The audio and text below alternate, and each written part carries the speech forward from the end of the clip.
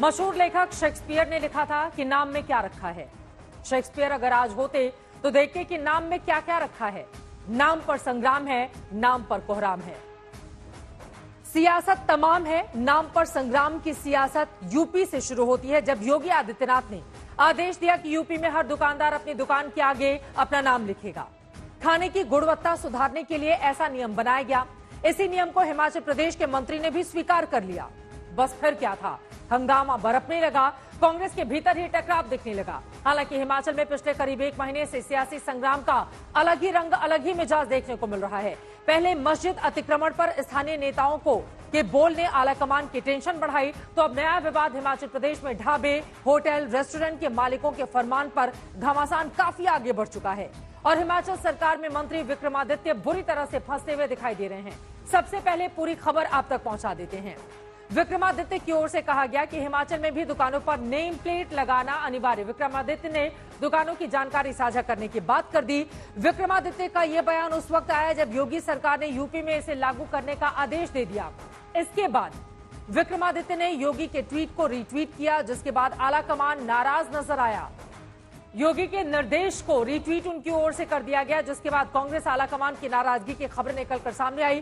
सूत्रों की माने तो दिल्ली में आलाकमान ने विक्रमादित्य को तलब किया और हिमाचल के इंचार्ज राजीव शुक्ला को मामले को देखने के लिए कह दिया गया, यानी कि उनकी जिम्मेदारी सौंप दी गई है कि मामले में कोई भी विवादित बयान न दिया जाए।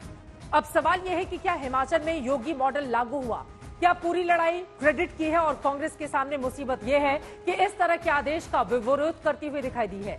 ऐसे में हिमाचल में सरकार की ओर से जारी ये आदेश आला कमान का पारा बढ़ा रहा है। वहीं बीजेपी का कहना है कि आदेश तो उनकी सरकार में पहले ही था, जिसे कांग्रेस सरकार आगे बढ़ाने का काम कर रही है। हिमाचल ऐसा प्रदेश है जहां आसानी से किसी आदमी को जो बाहर से आता उसको पहचाना जाता कि ये हिमाचल का नहीं है। जब हिमाचल के वो लोग नहीं हैं, बाहर के भी हैं, हमें कोई आपत्ति नहीं, लेकिन सिर्फ एक बात को लेकर के हिमाचल में आकर के अपनी पहचान को क्यों वो छुपाने की कोशिश कर रहे हैं।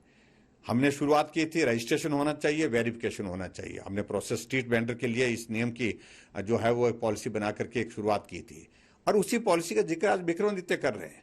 और उस वक्त तो कई लोग कांग्रेस के मजाक बना रहे थे हमारा, लेकिन अब उसी बात को लेकर के वो भी कह रहे हैं कि बाहर से आए लोगों की वेरिफिकेशन होनी चाहिए, आइडेंटिफिकेशन होनी चाहिए और जो भी काम करते हैं उनका पूरा परिचय उस दुकान पे रहना चाहिए। ये उनने बात कही है, तो मैं समझता हूँ बात तो ठीक कही है। अब मुझे मालूम नहीं कब तक वो टिके रहते। बेवजह का एक वो है जो विक्रमादित्य ने भी कहा है, उन्होंने ये कहा कि ताकि वहाँ पे जो है सुधार होके जो वैध रूप से हैं वही जो है वो दुकान या रेडी वाले बैठ सके।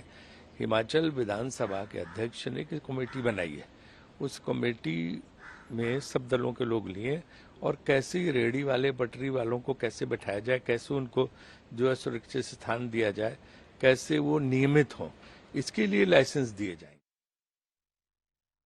बयानों की बाढ़ आपने देख लिया। अब सवाल यह है कि क्या योगी का मॉडल हिमाचल में लागू किया गया? हालांकि विक्रमादित्य पहले ही साफ कर चुके हैं कि उनके इस फैसले का योगी मॉडल से कोई लेना देना नहीं है। पहले कोई और बयान दिया था, बाद में यू टर्न किया।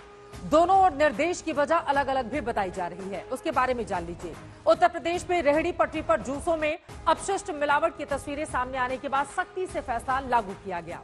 वहीं अगर बात हिमाचल प्रदेश की जाए तो वहां पर अवैध तह बाजारियों की ओर से हिंसा के मामले सामने आने के बाद फैसले की कोशिश की गई। उत्तर प्रदेश में खान पान की शुद्धता बनाए रखने के लिहाज से भी जांच पड़ताल का अभियान शुरू किया गया है। हिमाचल प्रदेश में आबादी के असंतुलन और अवैध आबादी के आरोपों के बाद कमेटी का गठन किया गया। यूपी में इस तरह का फैसला पहले भी सावन के वक्त लिया गया था। वहीं हिमाचल में स्थानीय दुकानदार आरोप लगाते रहे हैं कि बाहरी व्यक्ति यहां पर आकर खाने में गड़बड़ी करते हैं, इसी वजह से यह फैसला लिया गया। वजह चाहे जो भी हो, लेकिन विक्रमादित्य अपनी ही पार्टी में अब घिरते हुए दिखाई दे रहे हैं। प्रदेश की आंतरिक सुरक्षा बनाए रखना, क्योंकि इससे कहीं ना कहीं जो ड्रग्स का एक प्रदेश में जो एक विस्तार हो रहा है उसको भी हमें चेक रखना है।